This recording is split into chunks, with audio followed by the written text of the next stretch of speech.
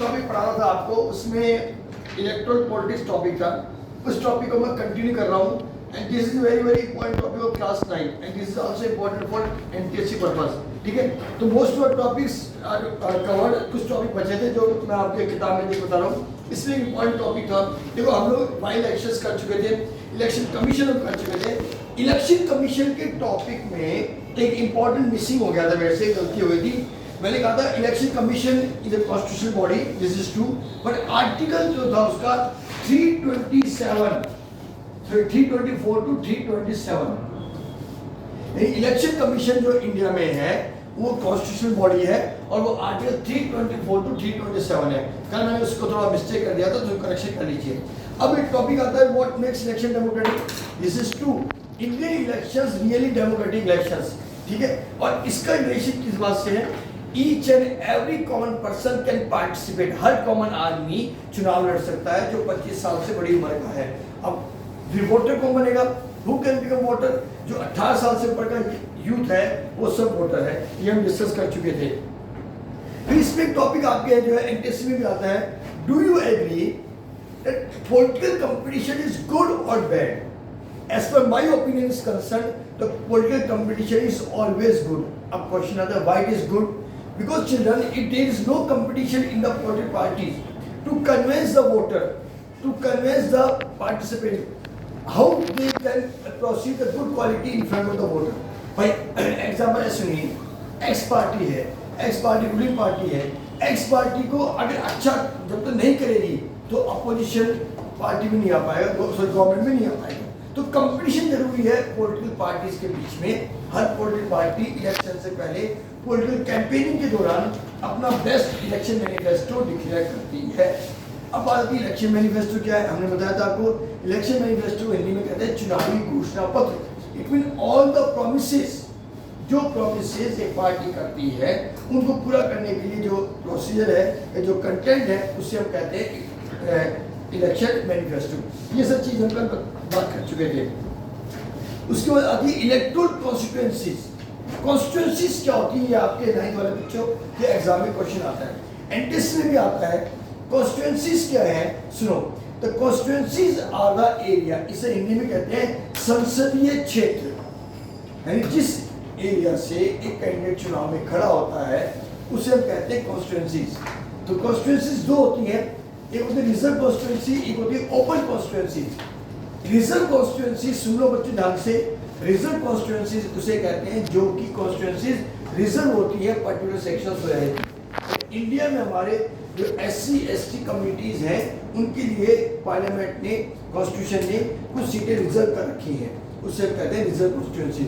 और at present में अगर आपको बता दूं तो 84 सीट जो है ये सीट एससी के लिए और 47 सीट जो है एससी के लिए रिजर्व है। इसका मतलब क्या होगा, पूरे इंडिया से लोकसभा इलेक्शंस में इतनी सीटों पर उस पर्टिकुलर कास्ट के लोग ही चुनाव लड़ पाएंगे, वो सीट उनके लिए रिजर्व होगी, इसे हम कहते हैं रिजर्व कॉन्स्टिट्यूएंसी। ओपन कॉन्स्टिट्यूएंसी इसका मतलब क्या हो गया, इसका मतलब ये हो गया कि पूरे इंडिया में से आप कहीं पर से भी चुनाव लड़ सकते हैं। लेकिन ये कहीं पर चुनाव लड़ सकते हैं, इसका मतलब कि आप जिस एरिया में आते हैं, सपोज कीजिए आप चाहे कि मैं तो असम से चुनाव लड़ूंगा, तो असम स्टेट की वोटर लिस्ट में आपका नाम होना चाहिए। अगर आप असम की वोटर लिस्ट में आप आ गए तो आप जयपुर के बंदे होके भी, जयपुर के या राजस्थान सिटीजन होके भी आप लोग जो है असम से चुनाव लड़ सकते हैं, कहीं से भी लड़ सकते हैं, बट उस एरिया की वोटर लिस्ट में आपका नाम होना चाहिए। तो ये रिजर्व कॉन्स्टिट्यूएंसी थी। उसके बाद आपके इस टॉपिक में वोटर लिस्ट, सब बच्चे जानते हैं वोटर लिस्ट क्या होती है। 18 एंड अबव एज अगर आपकी हो जाएगी, अभी आप बच्चे जो है 12-13 साल के होंगे, मेरे सामने बैठे हैं, अगर आप 18 साल से उम्र के हैं तो अपना आपके पेरेंट्स आपका नाम वोटर लिस्ट में डाल देंगे कि अब आप एडल्ट हो चुके हैं, आपका नाम वोटर लिस्ट में। तो वोटर लिस्ट कौन अपडेट करता है, ये सुनिए, each and every district collector, मैंने कल ही बताया था आपको, डिस्ट्रिक्ट कलेक्टर जो होता है ना, वो डिस्ट्रिक्ट का जिला चुनाव अधिकारी होता है, डिस्ट्रिक्ट इलेक्शन ऑफिसर भी होता है, एंड उसकी पूरी बॉडी गवर्नमेंट मशीन भी होती है, सरकारी कर्मचारी होते हैं, वो सब मिलके 10 to 10 वोटर लिस्ट को अपडेट करते हैं। इसके लिए इलेक्शन कमीशन की रजामंदी के साथ, यानी उसकी परमिशन के साथ, उसके अप्रूवल के साथ आपके एरिया में कैंप लगता है, आपके घर में नोटिस आता है, भाई अगर आपके घर में कोई 18 साल से उम्र का लड़का लड़की है जिसका वोटर लिस्ट में नाम नहीं है, उसका नाम भी हम ऐड करवा सकते हैं। तो इसे हम कहते हैं वोटर लिस्ट। यानी आपको क्या समझना है, क्या मेमोरी में डालना है, all types of elections activity in India under the control of election commission. Election सरकार, ध्यान रखना, सरकार चुनाव नहीं करवाती है, मैंने कल ही बोला था, और इलेक्शन से रिलेटेड कोई भी एक्टिविटी सरकार नहीं करवाती है, ये आप समझ लीजिए। उसके बाद एक चीज है इलेक्शन कैंपेनिंग, मैंने कल बता दिया था आपको, जिसे हम कहते हैं चुनाव प्रचार। तो एक पर्टिकुलर टाइम इलेक्शन कमीशन देता है, 14 दिन का वक्त होता है, उस वक्त में आप प्रचार कर सकते हैं। 15 दिन का वक्त होता है, सॉरी, उसमें आप चुनाव प्रचार कर सकते हैं अपने एरिया में। चुनाव प्रचार के लिए भी आपको एक सेट फार्मूला, एक set method, set procedure follow करना पड़ता है। आपको इलेक्शंस का पूरा हिसाब किताब, प्रचार के हिसाब किताब पूरा आपको करना पड़ता है कि कितने पैसे मैंने खर्च किए, क्योंकि इससे क्या होता है, गरीब आदमी चुनाव लड़ने की सोच सकते हैं। इसमें एक वर्ड इंपॉर्टेंट है, जो सबसे इंपॉर्टेंट जो है, इसी पे क्वेश्चन आता है, पॉपुलर पार्टिसिपेशन।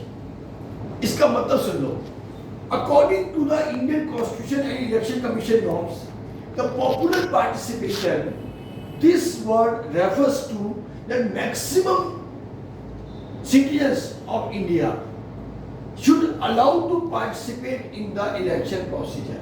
यानी कि इलेक्शन में भाग लेना किसी पैसे वालों का अधिकार रहेगा नहीं।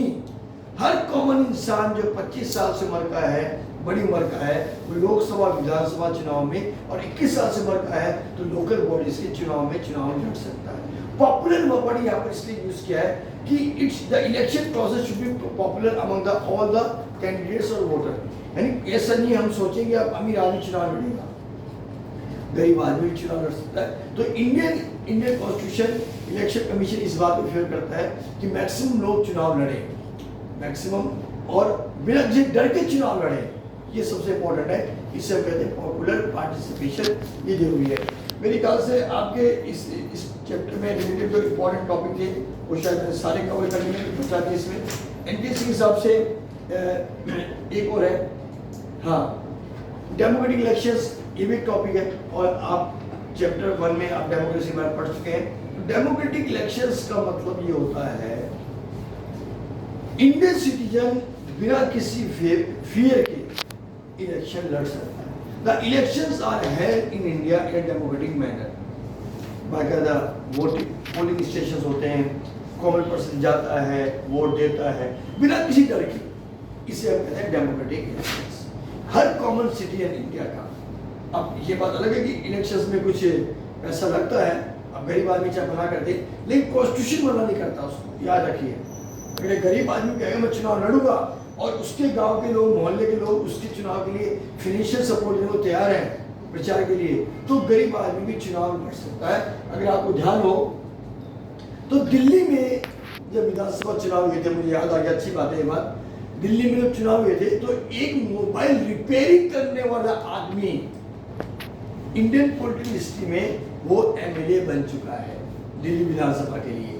तो ये एक बहुत अच्छा एग्जाम्पल है हमारे सामने कि हर कॉमन इंसान, यानी आज आपके घर के बाहर चाय की थड़ी वाला आदमी भी है, अगर वो पॉपुलर है, पढ़ा लिखा इंसान है, तो और समझ आ रही है उसमें, तो वो इलेक्शन लड़ सकता है। यहाँ पर मैंने पढ़े लिखे पर्सन की बात कही, according to Indian norms the person should not educated, लेकिन हमें मानते हैं कि पढ़े लिखे लोग चुनाव में आएंगे, इलेक्शंस में आएंगे, तो वो देश का डेवलपमेंट अच्छा कर सकते हैं। But that is not compulsory the qualification, a person can be become going to participate in election, he should be literate, ऐसा जरूरी नहीं है, बट उसमें समझदारी होनी चाहिए, maturity of understanding, maturity of learning होनी चाहिए उसमें। चलिए, तो मेरे ख्याल से टॉपिक हो गया पूरा। नेक्स्ट वीडियो में मैं नेक्स्ट टॉपिक लूँगा जो आपके एनटीएससी पर्पस का होगा, और नेक्स्ट टॉपिक में लूँगा वर्किंग ऑफ द इंस्टीट्यूशन। चलिए, थैंक यू।